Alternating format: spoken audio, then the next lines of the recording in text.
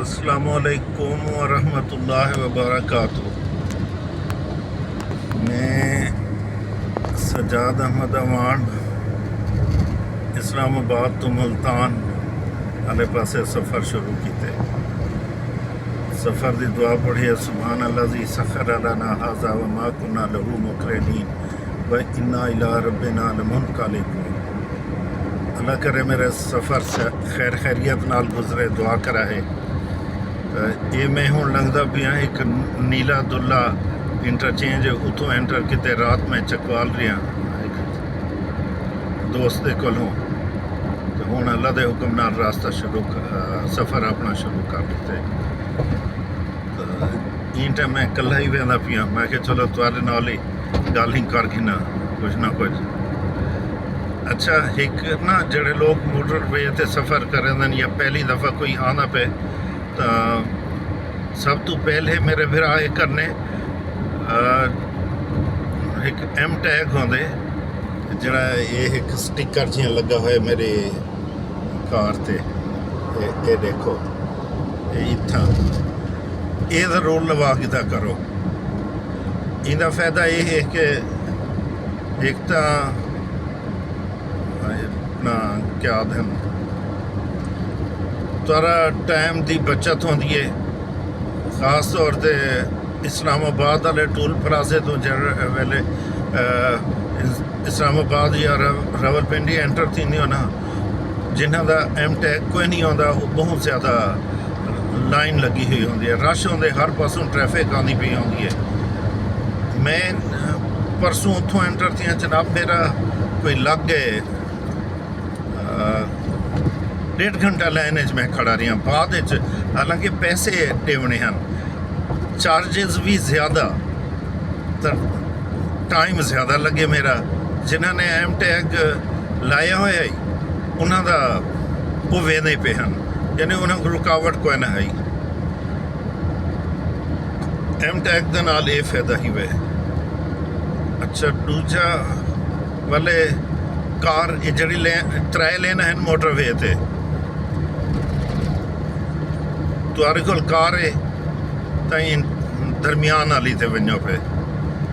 अगर कोई ट्रक है या कोई बई शै है तो ई लाइन ते वञो जड़ी ते हुण वेंदा पिया। लेकिन मेरी जड़ी असल ये लाइन है ट्रकों की, तो मेरी लाइन है ये वाली है जिन उत्ते मैं ये मुड़ गया हूँ। ये भी तुसा ख्याल रखा है। अच्छा, इतों ना एक अगों इंटरचेंज आसी बलकासर, बलकासर दे अगों आसी कलर कहार, कलर कहार दे अगों ना साल्ट एरिया है, यानी पहाड़ उत्थां सारी उतराई है, उन्दों ते बड़ा ध्यान रखना पौंदे। मैं आप अज तो 7-8 साल पहले बड़ी मुश्किल नाल मैं अल्लाह से मैं बचा के दाई, मेरे को पता ना ही उदा कार जी बड़ी स्पीड से लाँदी गई थले, साइड से लगते लगते बच गई कि 3-4 बंदे आसे कार बाहर के पता लग गया।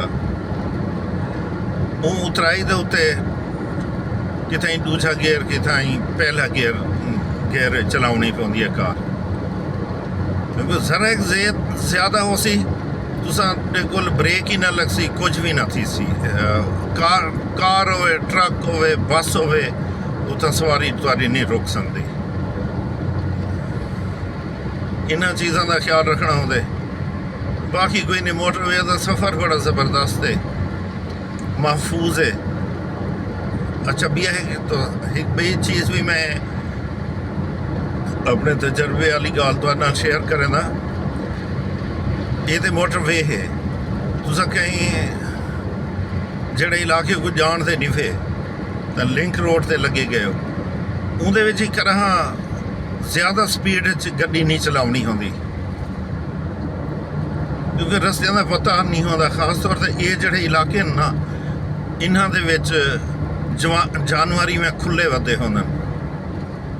तो ये देखो मेरे को ट्रक एक अच्छा वड्डा ट्रालर है, ट्राले को ट्राला पिया क्रॉस करना, वड्डे 22 व्हीलर जड़े होंदे। अच्छा, अननोन इलाके का मैं तो दस्सना भी हमना ਉੱਥੋਂ ਵੀ ਬੰਦਾ ਜ਼ਿਆਦਾ ਸਪੀਡ ਨਹੀਂ ਚਲਾਉਣਾ ਚਾਹੀਦਾ। ਜਾਨਵਰ ਇੱਥਾਂ ਗਾਈਆਂ ਮੰਝੀਆਂ ਖੋਤੇ ਇਹਨਾਂ ਇਲਾਕਿਆਂ ਵਿੱਚ ਖੋਤੇ ਲੋਕਾਂ ਨੇ ਬਹੁ ਰੱਖੇ ਹੋਏ ਗੱਡੀ ਛੱਡੀ ਗੱਡਾਂ ਜਿਹੜੇ ਉਹ ਵਾਲੇ ਉਹ ਇੱਕਦਮ ਅੱਗੋਂ ਆਵੇ ਨੇ ਇਡੋ ਇਡੋ ਹਨ ਸਾਰੇ ਖੈਰ ਆਬਾਦ ਇਲਾਕੇ ਹਨ ਨਾ ਤਾਂ ਉਹ ਖੁੱਲੇ ਵੱਧਦੇ ਉੱਥਾਂ ਵੀ ਖਿਆਲ ਰੱਖਣਾ ਹੁੰਦੇ ਕਿੰਨਾ ਓਵਰ ਸਪੀਡ ਮਾਰੋ ਹੀ ਨਾ ਤੁਸਾਂ ਆਰਾਮ ਨਾਲ ਵੰਜਾ ਪਏ ਕਿਉਂਕਿ ਪਰਦੇਸ ਹੁੰਦੇ ਅੱਲਾ ਨਾ ਕਰੇ ਕਿਸੇ ਦੇ ਨਾਲ ਕੋਈ ਐਕਸੀਡੈਂਟ ਥੀ ਵੇਂਦੇ ਤਾਂ ਉੱਥਾਂ ਵੱਲ ਬਹੁਤ ਪਰੇਸ਼ਾਨੀ ਬਣਦੀ ਹੈ।